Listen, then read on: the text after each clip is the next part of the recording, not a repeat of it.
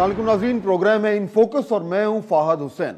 Transparency international की corruption के हवाले से रिपोर्ट की तफसीलात कई दिन से हमारे मीडिया की जीनत बनी हुई हैं। हर शख्स इस पर रायज़नी कर चुका है, मगर नाज़रीन मेरी नज़र में इस रिपोर्ट के हवाले से जो कुछ हुआ उसके दो अहम पहलू हैं।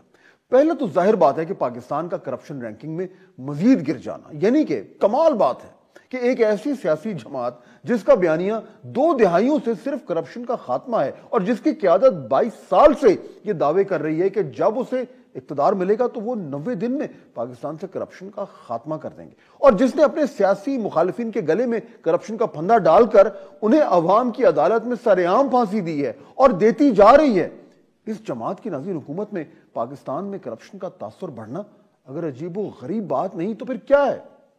पाकिस्तान तहरीक इंसाफ का बयानिया करप्शन के खात्मे के साथ साथ यह भी घोलकर सारी कौम को पिलाता रहा कि अब सब ठीक हो जाएगा और चुटकी बजाते मुल्क और माशरा सुधर जाएगा और 90 दिन में वो कुछ हो जाएगा जो बरसों में नहीं हुआ। तहरीक इंसाफ इखलाकियात के घोड़े पर सवार अपनी काबिलियत के दावों की तलवार लहराती इक़्तिदार के ऐवानों तक तो पहुंच गई, मगर फिर जो उसके साथ हुआ और उसने गवर्नेंस के साथ किया वो अब 2.5 साल के बाद हमारे सामने है। मगर एक मामला ऐसा था जिस पर अब तक कोई उंगली नहीं उठा रहा था और वो था करप्शन। अब अगर तहरीक इंसाफ की हुकूमत के हवाले से ट्रांसपेरेंसी इंटरनेशनल जैसे इदारे का ये कहना है कि इस वजीर आजम इमरान खान के दौर में करप्शन का तासुर नवाज शरीफ के दौर से ज्यादा है, तो फिर वाकई में तहरीक इंसाफ को अपने गिरबान में झांकने की अशद जरूरत है। मगर नाज़रीन ये तो सिर्फ एक पहलू है इस रिपोर्ट का। दूसरा परेशान कुन पहलू यह है कि तहरीक इंसाफ का इस रिपोर्ट पर रद्दअमल क्या था। जाहिर है जब यह रिपोर्ट मंजर-ए-आम पर आई तो तहरीक इंसाफ की क़यादत शदीद परेशानी में मुब्तला हुई होगी। पहला रद्दअमल वज़ीर आज़म के मुआविन खुसूसी जनाब शहबाज गिल की तरफ से कुछ ट्वीट जरिए आया।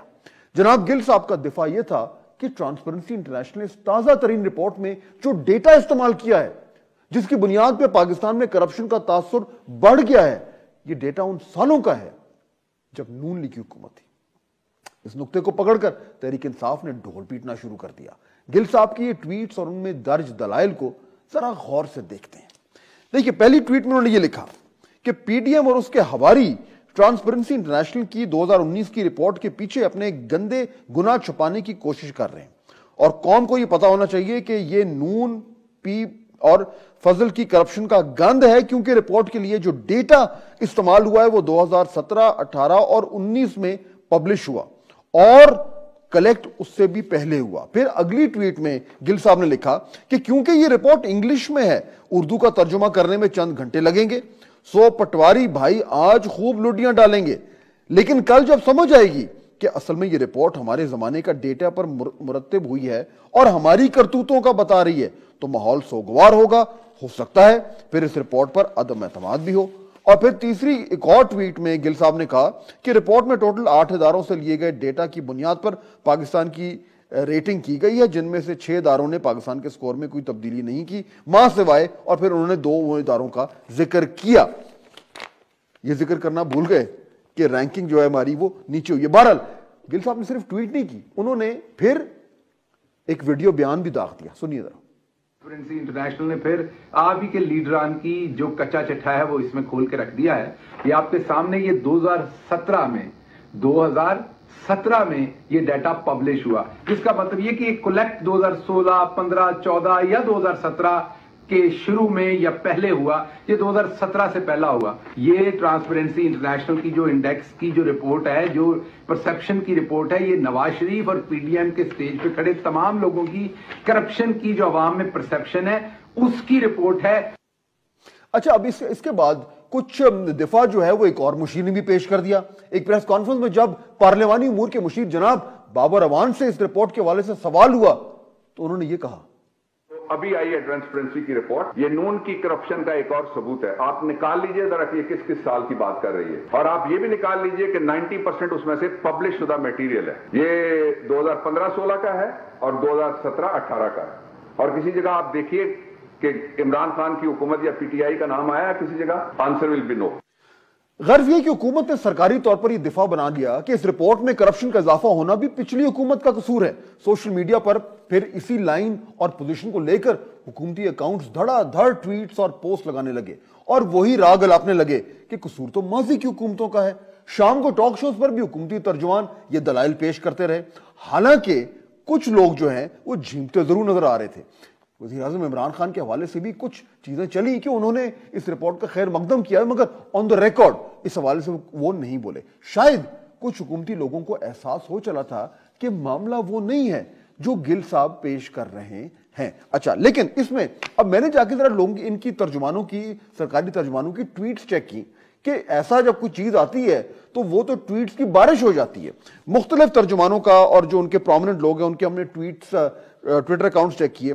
کنول شوزب صاحبہ ہیں جو ٹاک شوز میں آ کے جو ہے وہ پرزور دفاع کرتی ہیں اور جو ان کی ترجمانوں کی میٹنگ ہوتی ہے اس کا بھی حصہ ہیں۔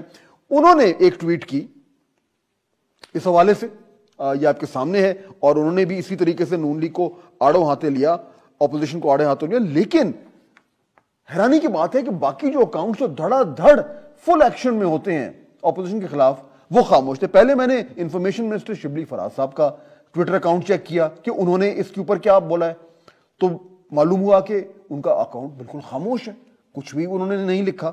پھر میں نے ڈاکٹر فردوس عاشق اوان صاحبہ کا اکاؤنٹ چیک کیا، جو کہ پنجاب میں اس وقت جو ہیں وہ مشیر ہیں انفارمیشن کی، وہ بھی آئے دن جو ہے وہ گولہ باری کرتی ہیں اپوزیشن میں۔ لیکن کمال کی بات تھی کہ ٹرانسپیرنسی انٹرنیشنل کے حوالے سے ان کا اکاؤنٹ بھی مکمل طور پر خاموش تھا۔ پھر میں نے رؤف حسن صاحب کا اکاؤنٹ چیک کیا جو کہ معاون خصوصی ہیں انفارمیشن کے، وہ بھی خوب دھواں دھار تنقید کرتے ہیں، ان کا اکاؤنٹ بھی بالکل خاموش، کچھ بھی نہیں ٹرانسپیرنسی کے حوالے سے۔ شفقت محمود صاحب کا اکاؤنٹ چیک کیا، وہاں بھی کچھ نہیں۔ اور مراد سعید صاحب جو بڑے جارحانہ انداز سے جو ہے وہ کرتے ہیں تنقید، میں دیکھ کے حیران رہ گیا کہ ان کے بھی اکاؤنٹ پہ اتنا بڑی خبر آ گئی لیکن کچھ بھی نہیں، ایک بالکل سناٹا۔ پھر مجھے وجہ سمجھ آئی، اور وہ یوں کہ ایک دم ایک گرا بم۔ بی بی سی اردو کی ویب سائٹ پر ایک رپورٹ چھپی اور اس رپورٹ میں یہ لکھا،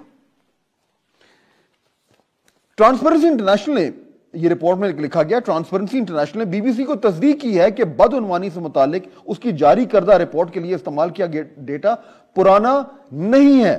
رپورٹ کے اجرا کے بعد پاکستانی حکومت کے بعض وزراء کی جانب سے یہ دعویٰ کیا گیا تھا کہ یہ ڈیٹا پرانا ہے اور پچھلی حکومتیں کے ادوار کا احاطہ کرتا ہے۔ تاہم ٹرانسپیرنسی انٹرنیشنل نے بی بی سی کے ساتھ ای میل کے تبادلے میں اس بات کی تردید کی ہے۔ جمعرات کو ٹرانسپیرنسی انٹرنیشنل کے جاری کردہ کرپشن پرسپشن انڈیکس جو ہے وہ برائے سال 2020 میں پاکستان کو 180 ممالک میں سے 124واں درجہ جو ہے وہ دیا گیا تھا، اور اس کے ساتھ پاکستان کا سکور بھی 100 میں سے گزشتہ برس کے 32 کے مقابلے میں کم ہو کر 31 رہ گیا تھا۔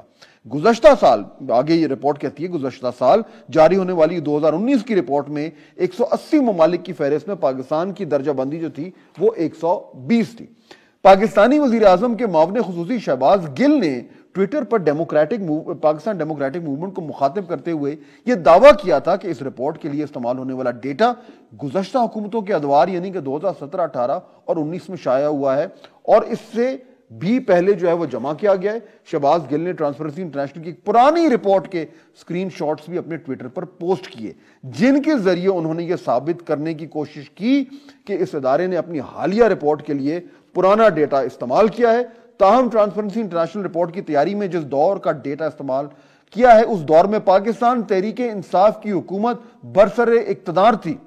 ٹرانسپیرنسی انٹرنیشنل نے شہباز گل کے شیئر کردہ سکرین شاٹس کے بارے میں کہا کہ اس ٹویٹ کے ساتھ منسلک سکرین شاٹس بظاہر سی پی آئی کے پچھلے ایڈیشن کے ساتھ منسلک سورس ڈسکرپشن دستاویز کے لیے کیے گئے ہیں۔ یعنی ناظرین، سادہ الفاظ میں حکومتی ترجمانوں نے مکمل طور پر غلط بیانی کی اور زور و شور سے کی اور ڈنکے کی چوٹ پہ کی اور آن ریکارڈ کی اور بے دھڑک کی، سفید غلط بیانی، بے خوف و خطر غلط بیانی، بڑھ چڑھ کر غلط بیانی۔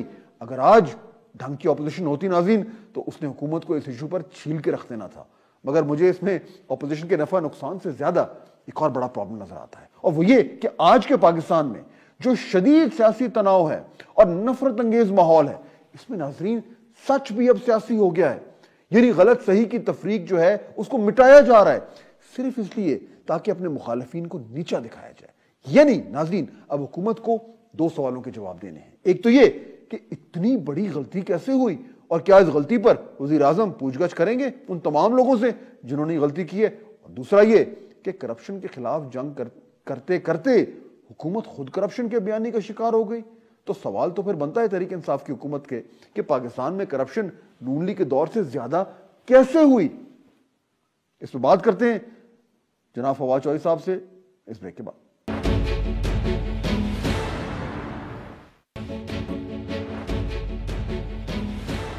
ناظرین بریک کے بعد خوش آمدید. گفتگو میں کر رہا تھا بریک سے پہلے ٹرانسپیرنسی انٹرنیشنل کی جو رپورٹ ہے اور اس میں کس طریقے سے کنفیوژن پیدا کی گئی اور بعد میں یہ ثابت ہوا کہ جو کچھ حکومتی مشیر کہہ رہے تھے وہ غلط تھا.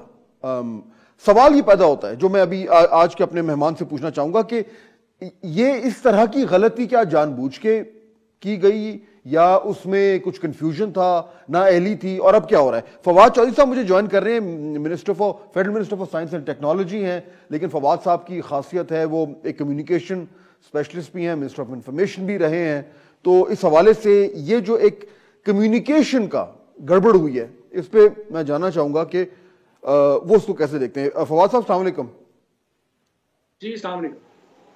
اچھا, ہوا کچھ ایسے ہے جو آپ میرے سے بہتر جانتے ہیں کہ پہلے شہباز گل صاحب نے یہ کہا کہ یہ ڈیٹا تو ہے ہی بالکل غلط اس زمانے کا ہے جب نون لیگ کی گورنمنٹ تھی, اور اسی طریقے سے وہ جو ایک پی ٹی آئی کا بیانیہ ہے اس کو آگے بڑھایا گیا. بعد میں بالکل کلیئر ہو گیا, بی بی سی نے خود آن دا ریکارڈ کہہ دیا کہ نہیں یہ ڈیٹا وہی ہے جو 2019 کا ہے, 2020 کا ہے جو پاکستان تحریک انصاف کی گورنمنٹ تھی.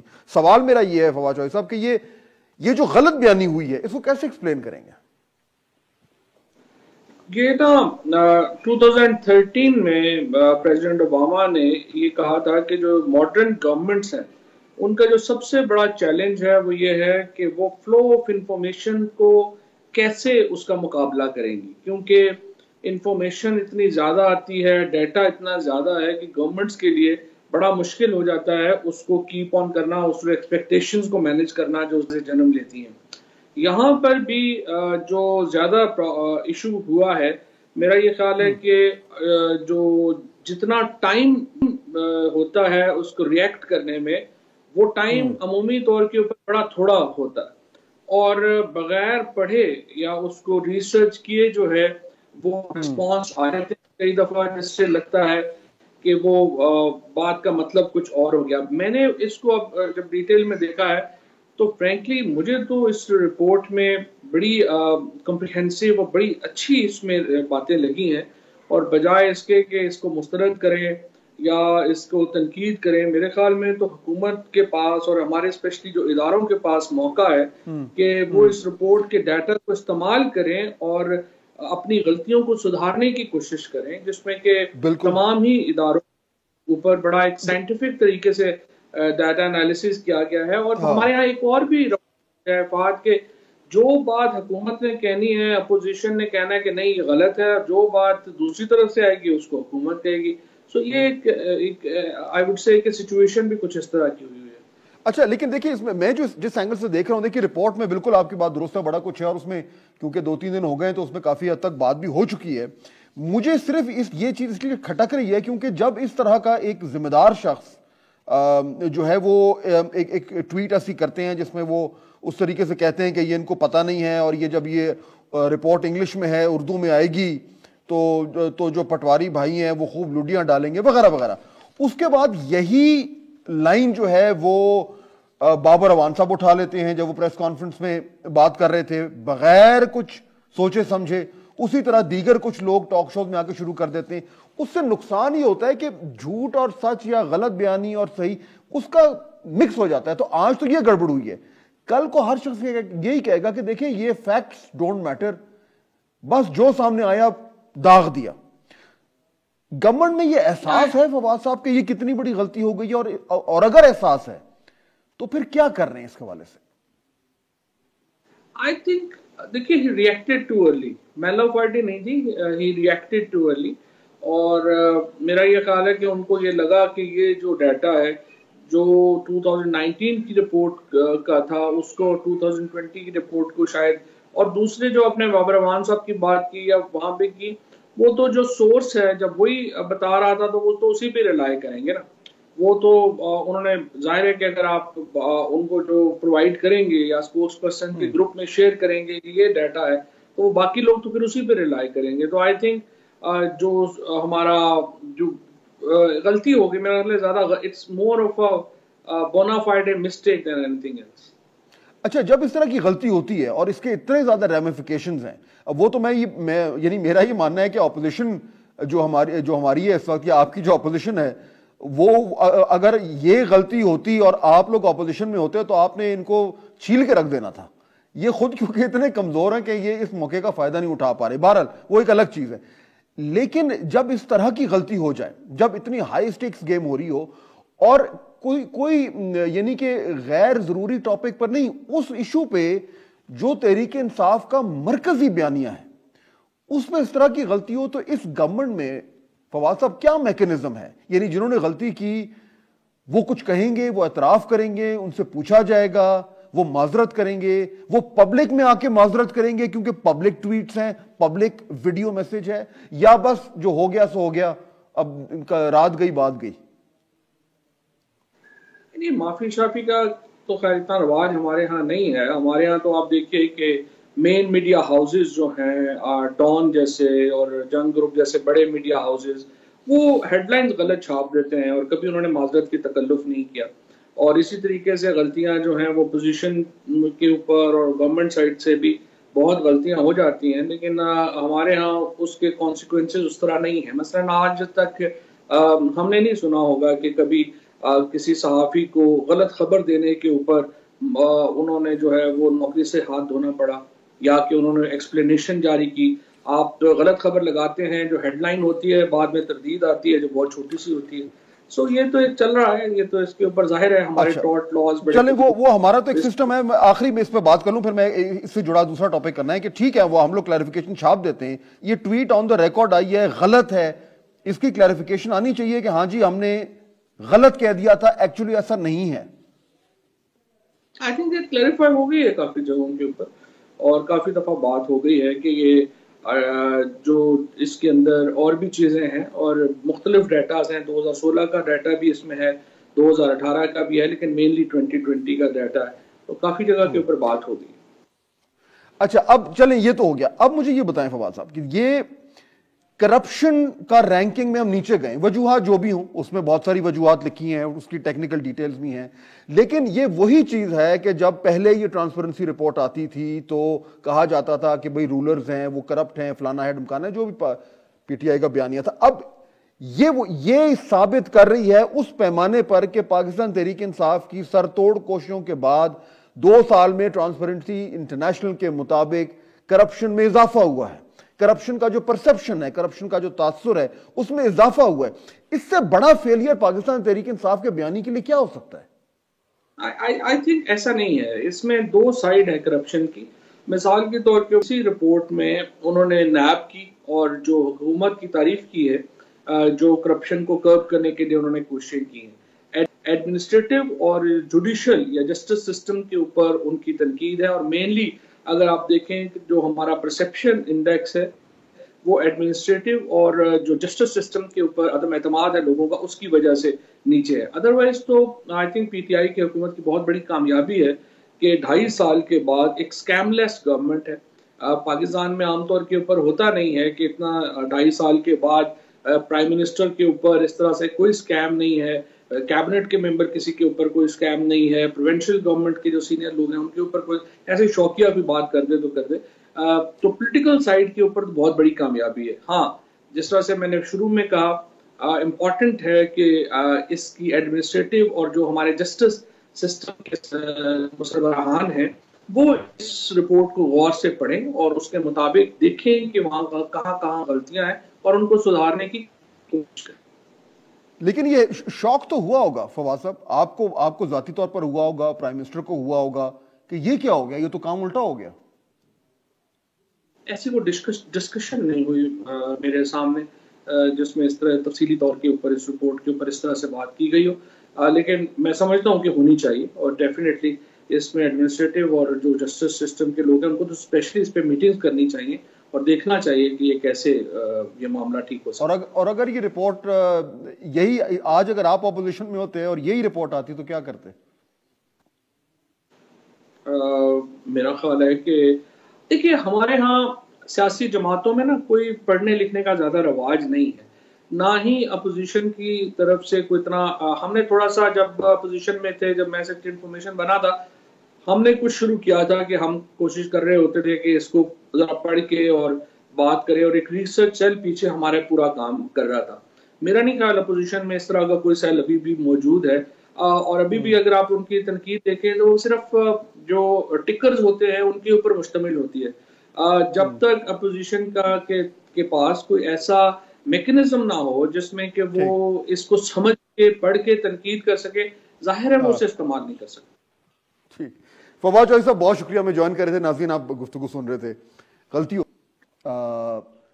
اعتراف کر رہے ہیں اور یہ بھی مان رہے ہیں کہ جس طریقے سے انیشلی حکومت کے ترجمانوں نے باقاعدہ طور پر آن دا ریکارڈ یہ کہا کہ یہ ڈیٹا جو ہے یہ پرانا بالکل غلط تھا، لیکن آپ دیکھ لیں صورتحال ایسی ہے کہ اگر غلطی ہو تو کوئی آفیشلی کوئی یعنی پاکستان تحریک انصاف کی گورنمنٹ ہے جو یہ کہتے ہوئے رکتی نہیں تھی کہ جناب دیکھیں کرپشن ملک میں اس لیے ہو رہی ہے کیونکہ ٹرانسپیرنسی انٹرنیشنل اس لیے کہہ رہی ہے کیونکہ جو ہمارے حکمران ہیں وہ بڑے کرپٹ ہیں. وہی چیز اب ان کے دور حکومت میں آئی ہے، تو نہ صرف یہ کہ اس کی غلطی کا اعتراف نہیں کر رہے بلکہ شاید وہ یہ بھی نہیں کہنے کو تیار کہ یہ کوئی بہت بڑا جو ہے مسئلہ ہے، جبکہ اگر وہی سٹینڈرڈ اپلائی کیا جائے، وہی پیمانہ جو ہے وہ اس پہ لاگو کیا جائے تو یہ بہت ہی خوفناک انڈیکیشن ہے کہ پاکستان تحریک انصاف اپنے مین جو ان کا مرکزی نقطہ تھا، جو ان کا مین ایجنڈا تھا، اس پہ ہی اسی پیمانے پہ فیل ہو رہے ہیں جس کی بنیاد پر وہ پاکستان مسلم لیگ نون کی گورنمنٹ پہ جو ہے وہ تنقید کرتے تھے اور ان کو مورد الزام ٹھہراتے تھے. لیکن سوال یہ ہے جو میں نے ابھی کی فواد چوہدری صاحب سے بھی کیا تھا کہ اگر اس وقت پاکستان تحریک انصاف کی اپوزیشن میں ہوتے تو انہوں نے حکومت کو اس وقت دوسری حکومت کو بالکل جو ہے وہ اڑا کے رکھ دینا تھا. لیکن یہ ایک عجیب اپوزیشن ہے اس وقت کہ اتنا بڑا رپورٹ آ گئی ہے لیکن ان سے سنبھالی نہیں جا رہی. یہ کیا پرابلم ہے؟ ذرا بات کرتے ہیں اس پہ بریک کے بعد ایک اپوزیشن کے اہم لیڈر سے.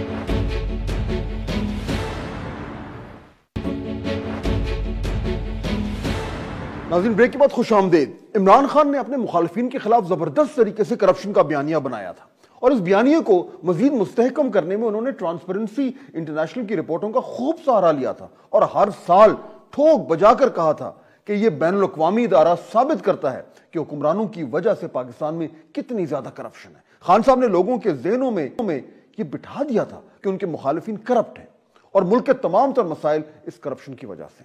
اس سال کی رپورٹیں ثابت کر دیا ہے کہ تحریک انصاف کا بیانیہ اب انہی کو کاٹ رہا ہے، مگر اپوزیشن کہاں ہے؟ حکومت کو آڑے ہاتھوں لینے کا اس سے بہتر موقع اپوزیشن کو کیا مل سکتا تھا؟ یعنی اس رپورٹ کی شکل میں اپوزیشن کے پاس ایک ایسا سیاسی ہتھیار آ گیا ہے جس کے ذریعے وہ تحریک انصاف کی سیاست کے اہم ترین ستون کو ہلا ہیں. اگر کرپشن کو ختم کرنے کا نعرہ لگا کر الیکشن جیتنے والی جماعت کے دور میں کرپشن میں اضافہ ہو تو کسی اپوزیشن کو اس سے بہتر تحفہ کیسے مل سکتا ہے؟ کچھ اپوزیشن لیڈر اس حوالے سے بولے تو ضرور.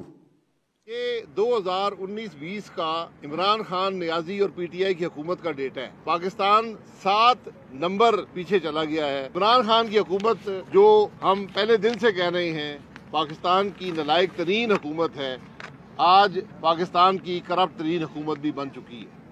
مگر ناظرین ایک پریس کانفرنس میں ہلکا پھلکا ذکر الگ چیز ہے اور ایک ایشو پر ہاتھ دھو کر پیچھے پڑ جانا ایک اور ہی لیول ہے. اس حوالے سے اپوزیشن نہایت ہی کمزور نظر آ رہی ہے، بلکہ یہ کہنا شاید غلط نہ ہو کہ اپوزیشن کی کمزور تنقید یا غیر مؤثر تنقید سے حکومت کو بہت زیادہ فائدہ پہنچ رہا ہے. مگر لگتا یوں ہے کہ اپوزیشن کو اب تک یہ اندازہ نہیں ہوا کہ میڈیا سٹریٹجی آج کل کی سیاست میں کتنا اہم حصہ ہے. چند ایک بیانات دینا اور پریس کانفرنس کر دینا کافی نہیں ہوتا، ایک باقاعدہ حکمت عملی بنانی پڑتی ہے اور پھر پوری قیادت کو پرزور طریقے سے اس حکمت عملی کے تحت ایک بیانیہ بنانا ہوتا ہے. مگر یہ موقع بھی لگتا یوں ہے کہ اپوزیشن ضائع کر رہی ہے. وجہ کیا ہے جانتے ہیں. مجھے جوائن کر رہے ہیں سردار ایاز صادق، پاکستان مسلم لیگ نون کے مرکزی رہنما ہیں، سابق سپیکر ہیں قومی اسمبلی کے. ایاز صاحب السلام علیکم. السلام علیکم جی. السلام علیکم فہد صاحب، خیریت سے ہیں آپ؟ Thank you very much. Ayaz صاحب اتنا سنہری موقع اپوزیشن کے پاس پی ٹی آئی کی جو بنیادی ان کا جو ایک مانترا تھا، جو ان کا جو ایک نعرہ تھا کہ وہ کرپشن ختم کریں گے، جس کی بنیاد پہ وہ 20-22 سال سے سیاست کر رہے ہیں، وہ ان کے گلے پڑ گیا. اس پہ اپوزیشن شور کیوں نہیں مچا رہی؟ فہد صاحب، اگر آپ دیکھیں کہ یہ اگست 2018 میں حکومت میں آئے تھے، اور جو 18-19 کی آڈٹ رپورٹ تھی وہ صدر مملکت کے پاس تقریباً 8 مہینے پڑی رہی. آڈیٹر جنرل آف پاکستان کی رپورٹ وہ نیشنل اسمبلی میں لے نہیں ہو سکی، اور اس میں بھی اگر آپ دیکھیں تو اس میں بھی میسو irregularities ہیں. جہاں تک ٹرانسپیرنسی انٹرنیشنل کی بات ہے، وہ تو ایک انٹرنیشنل ادارہ ہے جس کا سہارا یہ حکومت اور یہ ان کے لیڈران خاص طور سے جو پرائم منسٹر صاحب لیتے تھے، مگر وہ مسلم لیگ نون کی تو رپورٹ نہیں ہے، مگر وہ بھی آ کے ان کے منہ پہ پڑی.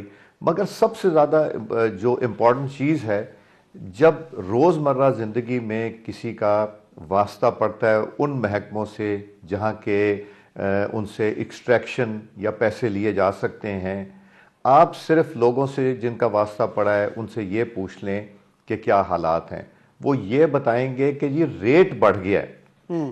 افسوس کی بات ہے کہ اگر کم ہوتی تھی تو دگنی تگنی کرپشن ہو گئی ہے. اور کیوں ہو گئی ہے؟ اس لیے کہ poor governance, no control, they don't have a clue کہ انہوں نے کیا کرنا ہے اور کہاں پہ جانا ہے. اور آپ یہ دیکھیں کہ اس کے بعد ٹرانسپیرنسی کی انٹرنیشنل کی رپورٹ کے بعد خان صاحب کا ایک بڑا کلیئر کٹ سٹانس تھا کہ M N A M P S کو فنڈ کوئی نہیں ہم نے دینا. اور آج وہ کیا اناؤنس کر رہے ہیں، 500 ملین روپے فی ایم این اے کو وہ دیں گے. تو ایک طرف وہ کہتے تھے کہ یہاں سے کرپشن ہوتی ہے، آج وہ خود دے رہے ہیں. لیکن میرا جو ان کی ہر چیز ہی نگیٹ ہو گئی. مگر آپ کا جو فوکل جو آپ نے پوائنٹ پوچھا تھا وہ یہ تھا کہ اپوزیشن اس سے فائدہ کیوں نہیں اٹھا رہی.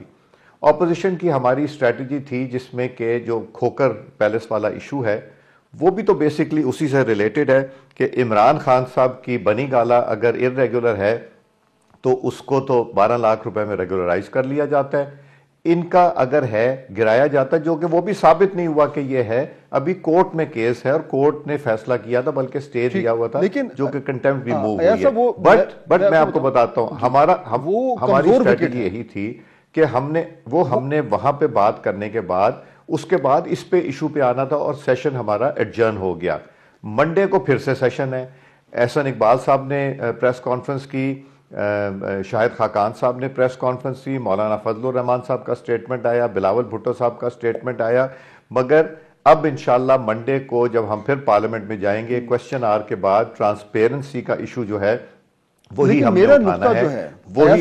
بالکل آپ درست کہہ رہے ہیں، آپ درست کہہ رہے ہیں. ٹھیک ہے، اس میں پریس کانفرنس بھی ہو گئی، اس میں پارلیمنٹ بھی ایڈجرن ہو گیا. میرا نقطہ یہ ہے کہ جب ایک اس طریقے سے ایک میڈیا اسٹریٹجی بنتی ہے تو اس میں مختلف پلیٹ فارمز کو استعمال کیا جاتا ہے. پارلیمنٹ ایک پلیٹ فارم ہے، بہت سارے پلیٹ فارم ہیں، اور اس پہ پھر اس زور و شور سے جو ہے وہ بیانیے کو بنایا جاتا ہے کہ وہ پورے ملک میں اس نقطے کے علاوہ، اس ایشو کے علاوہ کوئی بات نہ ہو. اور عمران خان صاحب، مطلب میں آل کریڈٹ ٹو ہم، کہ جب وہ ایک بیانی کے پیچھے پڑتے ہیں تو وہ واقعی میں اس کو اس طریقے سے بالکل اینڈ تک لے کے جاتے ہیں. مجھے لگتا یہ ہے کہ اپوزیشن یہ سمجھ نہیں پا رہی کہ یہ نیریٹو بلڈنگ ہوتی کیا ہے. شاید یا تو تھوڑا سا وہ جو انڈرسٹینڈنگ ہے کمیونیکیشن کی وہ پیچھے رہ گئی ہے. اکا دکا مطلب آپ کے ترجمان ہیں وہ بڑا اچھا کام کر لیتے ہیں، لیکن ایک ٹوٹل جو ایک حملہ ہوتا ہے نیریٹو پہ، وہ اپوزیشن نہیں کر پا رہی. اور اس سے بہتر موقع تو مل ہی نہیں سکتا اپوزیشن کو.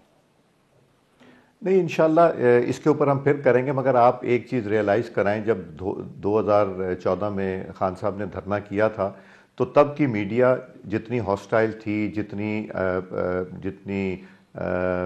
کیا کہنا چاہیے ٹورڈز عمران خانز بیانیہ وہ تھی، وہ ہمارے لیے تو آپ کو پتہ ہے کہ میڈیا پہ ریسٹرکشن لگتی ہیں. کبھی کہا جاتا ہے کہ جس چینل کو بند کر لو. وہ پیمرا میں ایک صاحب آ کے بیٹھے ہیں جو کہ جنہوں نے ساری عمر پیمرا میں بھی رہنا ہے اور انہوں نے اللہ تعالیٰ کو بھی نہیں جان دینی.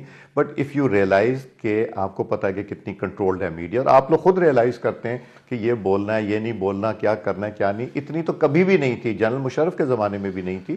But all said and done ہم اپنا رول کریں گے. 4 کو پی ڈی ایم کی میٹنگ ہے, اس میں بھی یہ ایجنڈا ٹیک اپ ہوگا. اگلے جلسے جلوسوں میں بھی یہ ہوگا. جو ہماری کنونشنز ہو رہی ہیں اس کے اندر بھی ہو رہا ہے. ورکرز کنونشن ہوئی آج ہماری ایگریکلچر کے اوپر ہوئی, اس کے اوپر بھی یہی, وہاں بھی یہ اٹھایا گیا. میں ایک کوئک بریک لے لوں, میں آپ سے گفتگو جاری ہے. ناظرین ایک بریک لیتے ہیں, واپس آتے ہیں تو سردار ایاز صادق ہمارے ساتھ موجود ہیں. میں پھر سے یہ ایک نقطہ اپنا ایک اور پہلو سے ان کے سامنے رکھنا چاہوں گا کہ جب یہ کمپیریزن ہوتی ہے کہ جناب یہ پی ٹی آئی کی گورنمنٹ ہے وہ اتنا کچھ گڑبڑیں کر رہی ہے پھر بھی اس کو اس طرح کا دباؤ کا سامنا نہیں ہے. اس میں بہت ساری وجوہات ہیں, اس میں جن کو ہم گن سکتے ہیں, لیکن اس میں ایک بہت بڑی وجہ یہ ہے کہ اپوزیشن اس طریقے سے حکومت کو تنقید کا نشانہ نہیں بنا پا رہی, جو ایسی تنقید جو مؤثر ہو. اس طرح بات کرتے ہیں اس بریک کے بعد.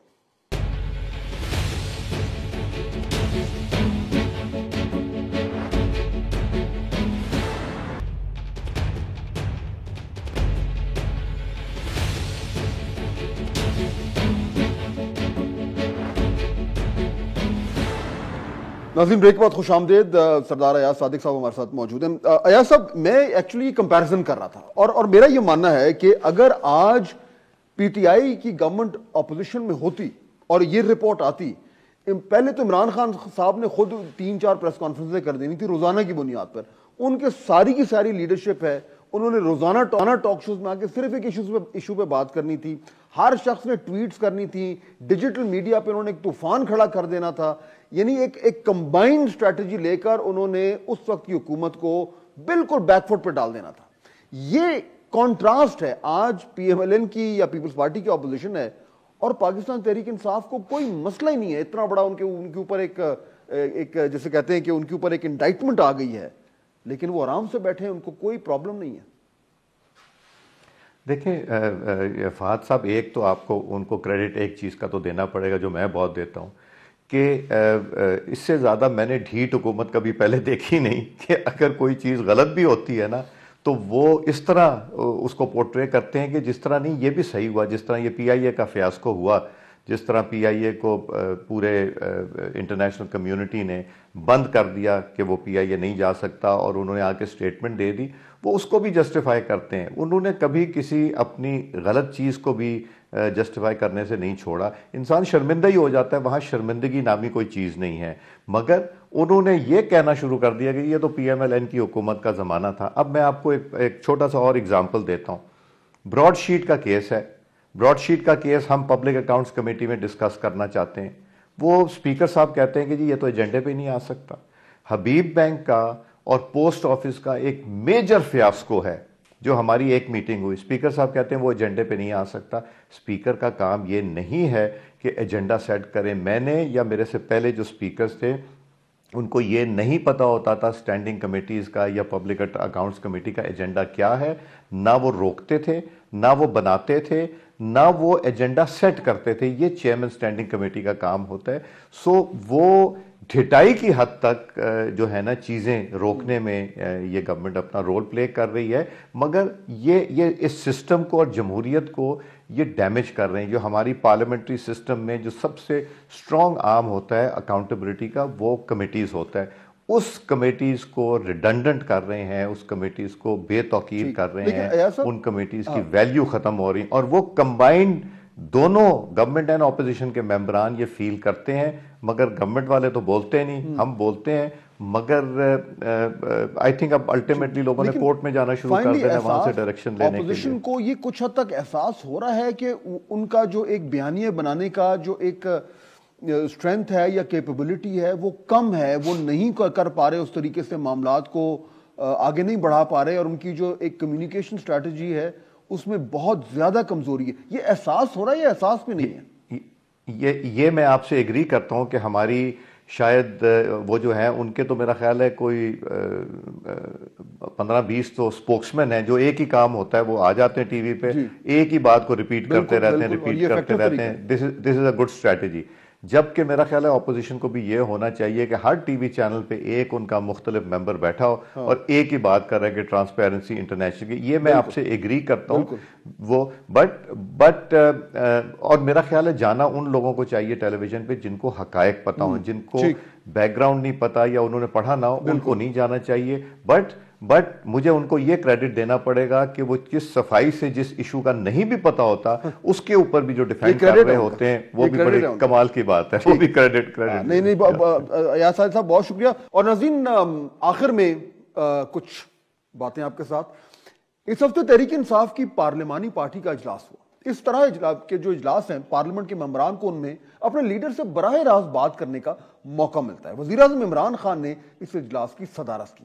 موقع کا فائدہ اٹھاتے ہوئے ممبران نے تجاویز بھی دی اور شکایات بھی کی. راجہ ریاض ایک تجربہ کار سیاستدان ہے. انہوں نے وزیر اعظم کو کہا کہ سینٹ الیکشن سر پر ہے اور ان کو مینج کرنے کے لیے جہانگیر ترین جیسے شخص کی ضرورت ہے. اچھا, ترین صاحب عمران خان صاحب کے قریب ترین ساتھی تھے, آپ کو یاد ہوگا, مگر پچھلے سال چینی بحران میں ان پر الزام لگایا گیا اور ان کو پارٹی معاملات سے بالکل علیحدہ کر دیا گیا. تب سے وہ خاموشی سے ایک سائڈ پر بیٹھ کر معاملات کو دیکھ رہے ہیں, مگر کم از کم پنجاب کے حوالے سے معاملات گڑبڑ ہیں.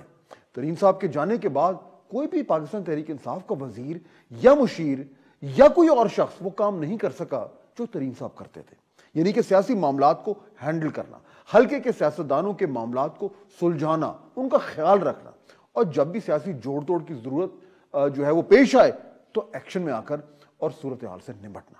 اب صورتحال ناظرین کو کیوں ہے کہ پنجاب میں ناراض پارٹی ممبران کی تعداد بڑھتی جا رہی ہے اور خدشہ یہ ہے کہ سینٹ کے الیکشن میں ووٹوں کے حوالے سے کچھ گڑبڑ نہ ہو جائے. ترین صاحب کی سیاسی سمجھ بوجھ, کا تجربہ, ان کا قد کاٹ اور وزیر اعظم سے قربت, ان تمام وجوہات کی بنا پر وہ معاملات کو بخوبی سنبھال لیتے تھے. یا تو وزیر اعظم کو ترین صاحب کو واپس لانا ہوگا یا ترین صاحب جیسا کوئی شخص اس اہم ترین کام پر لگانا ہوگا, مگر کون ہے وہ جو یہ کام کر سکتا ہے؟ آج تحریک انصاف کی قیادت اپنے آپ سے یہ پوچھتی پھر رہی ہے. گھبرانا نہیں تو پھر پچھتانا بھی نہیں. آپ سے ملاقات ہوگی کل.